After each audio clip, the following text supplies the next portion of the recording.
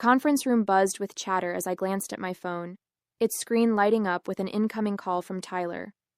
I stepped out into the hallway, expecting the usual small talk. "How's the trip? When will you be home?" Instead, Tyler's voice came through cold and smug. "I'm divorcing you," he said, his tone almost triumphant. "I've already sold the apartment, so you'll need to figure out where you're going to live. Enjoy that." For a moment, I couldn't breathe. The audacity of it, the complete lack of remorse, it was almost laughable. My hand tightened around the phone as his words sunk in. "You sold the apartment?" I asked, keeping my voice steady. "Yeah," he said with a dry laugh. "Nicole and I need the money to set up our life together. She deserves better than a tiny place like that anyway." Nicole. The name stung, though I'd suspected for months that there was someone else. Tyler's late nights, his sudden work trips, and the mounting distance between us all pointed to a third party. But to hear him speak her name so casually, as if I were the intruder in their life, lit a fire in my chest. "Sounds good," I replied evenly. There was no way I was giving him the satisfaction of hearing me crack. "My name is Amelia, and up until that phone call, I thought I'd married a man I could trust. Tyler and I had been together for 6 years, and while things hadn't always been perfect, I'd believed in our partnership. We'd worked hard to buy our apartment, a cozy 2-bedroom in the city that I'd fallen in love with the moment I saw it. It wasn't just a home, it was a symbol of everything we'd built together. Or at least that's what I'd thought. Looking back, there had been signs, small cracks in the foundation I'd ignored. Tyler's dismissive attitude whenever I asked about finances, his tendency to brush off my concerns with a charming smile and a quick kiss. I'd always assumed his confidence came from knowing what he was doing. Now I realized it came from knowing he could manipulate me. The rest of the day passed in a blur. I sat through client meetings, nodding at all the right moments while my mind raced. Tyler thought he'd won. He thought he could pull the rug out from under me, sell the home I'd worked so hard for, and walk away scot-free. But there was one crucial detail he didn't know. The apartment deed had been in my name alone for months. I'd had it transferred after we refinanced earlier in the year, a move Tyler had agreed to without much thought, because it meant a lower interest rate. He'd never bothered to ask about the details, or read the paperwork he'd signed. His carelessness was going to be his undoing. By the time I returned to my hotel room that evening, my shock had turned into resolve. I wasn't going to cry or beg. Tyler wanted a fight? Fine. But this was a fight I was going to win. The first call I made was to Chloe, my lawyer and longtime friend. I laid out the situation in painstaking detail, my voice calm even as my pulse raced. "He sold the apartment?" she repeated, incredulous. "Does he even realize that he can't do that without your consent?" "Apparently not," I said, a hint of amusement creeping into my tone. "He thinks he's already spent the money on his new life with Nicole." Chloe laughed dryly. "Well, he's in for a rude awakening. The sale is invalid. You can prove sole ownership, and if he's taken any money from the buyer, he's on the hook for fraud." The word fraud sent a jolt of satisfaction through me. "What do we need to do?" I asked. "First, we'll notify the buyer that the sale isn't legal," Chloe said. "Then, we'll draft a formal letter for Tyler, outlining the consequences of his actions. If he's dumb enough to try anything else, we'll take him to court." As I hung up, I felt a strange sense of calm settle over me. Tyler thought he'd outsmarted me, that he'd left me powerless and scrambling. But in reality, he'd just set himself up for the ultimate humiliation. I spent the rest of the trip focusing on my work, compartmentalizing my emotions and channeling my energy into the task ahead. The betrayal hurt, but the prospect of reclaiming my life and watching Tyler's smugness crumble gave me a sense of purpose I hadn't felt in months. When I boarded the plane home, I was ready to face Tyler, ready to dismantle his lies, and ready to start a new chapter without him. This wasn't just about winning. It was about taking back control. The flight home gave me hours to think about how everything had unraveled. Tyler's arrogance was astounding. He hadn't even tried to hide his betrayal, as if I was just another obstacle to bulldoze on his path to freedom. But instead of spiraling into anger, I focused on what I'd do when I returned. Tyler thought I was powerless, but he didn't realize I'd been playing the long game without even knowing it. As the plane touched down, my first call was to Chloe. "I'm back," I said as I hauled my suitcase off the luggage carousel. "What's the next step?" "We've already notified the buyer," she replied, her tone brisk and efficient. They were shocked, to say the least, and not too happy with Tyler. They're willing to cooperate, which helps our case. "And Tyler?" I asked. "I sent the formal letter to his email this morning," she said. "It outlines the illegality of the sale, your sole ownership of the apartment, and the potential consequences of fraud. He hasn't responded yet, but if I had to guess, he's going to be furious." Good, I thought. Let him stew. When I arrived home, the apartment was eerily quiet. Tyler's things were still there, his jackets draped over the chair, his shoes carelessly tossed by the door, but the place felt different, like the energy had shifted.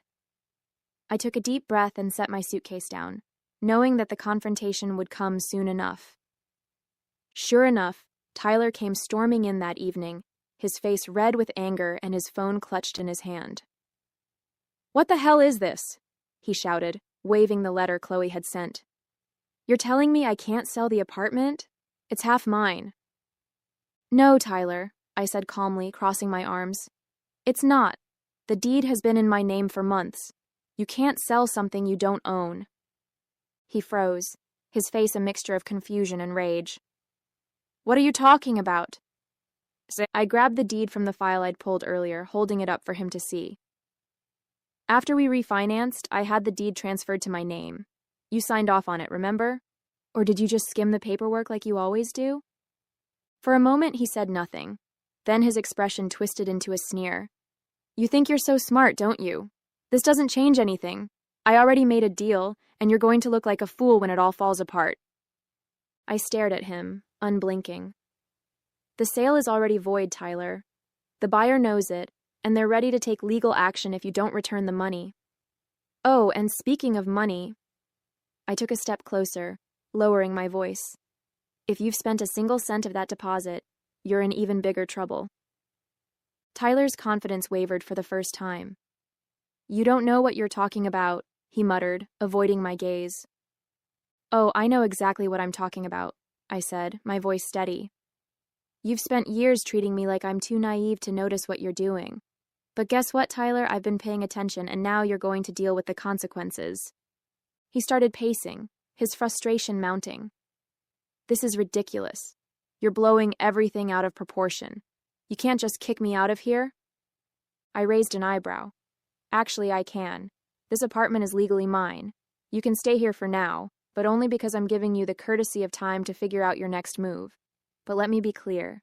I'm not going anywhere." Over the next few days, Tyler's anger turned into desperation. He called me repeatedly, leaving frantic voicemails that alternated between begging and threatening. Meanwhile, Chloe worked behind the scenes to ensure that every loose end was tied up. The buyer rescinded the agreement, furious at Tyler for wasting their time and money, and Chloe drafted the preliminary paperwork for the divorce proceedings. "You're in a good position, Amelia," she told me during one of our meetings. "Tyler has no leverage here. Between the voided sale and the fraud charges hanging over his head, he'll have to cooperate if he wants to avoid a bigger mess." Her words were a relief, but they also reminded me just how much I'd allowed Tyler to control my life. For years, I'd ignored his dismissiveness and arrogance, telling myself it wasn't worth the fight. But now, I saw how much I'd been giving up, and I was determined to take it all back. Lauren, my best friend, came over one evening to help me reorganize the apartment. We boxed up Tyler's things, carefully stacking them in the corner of the living room. "How's he taking all this?" she asked, holding up one of his gaudy ties with a smirk. "Not well," I said, laughing despite myself. "He's still convinced he can talk his way out of it, but I'm not budging." "Good," she said, tossing the tie into the box. "He doesn't deserve a single inch of your space or your time." I nodded, feeling a wave of gratitude for her support.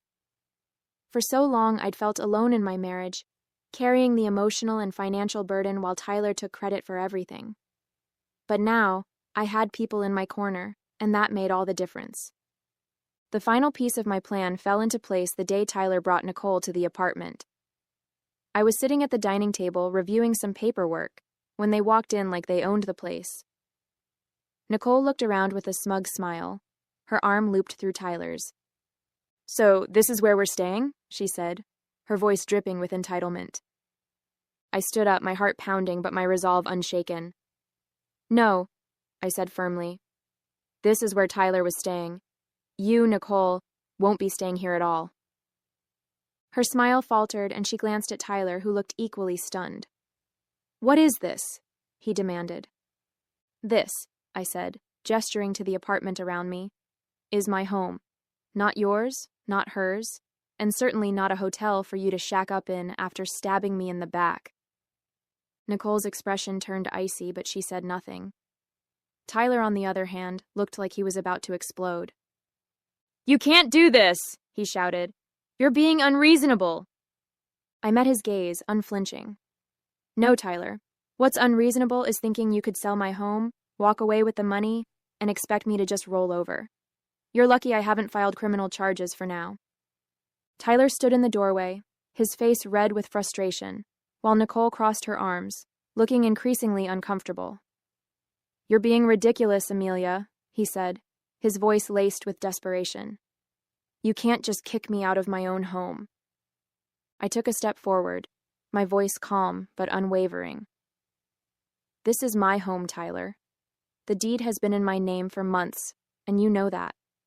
You signed the paperwork without even reading it, just like you always do. So no, this isn't your home anymore."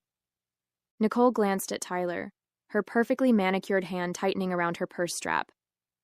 "Wait, what's she talking about?" she asked, her tone sharp. "You said this was your apartment, that you sold it." He flinched, trying to wave her off. "It's complicated. I'll handle it." "Oh, it's not complicated," I said, stepping closer. "You tried to sell an apartment that doesn't belong to you. That sale is void, Tyler. And as of right now, you don't have a leg to stand on." Nicole's composure cracked. "You mean the money you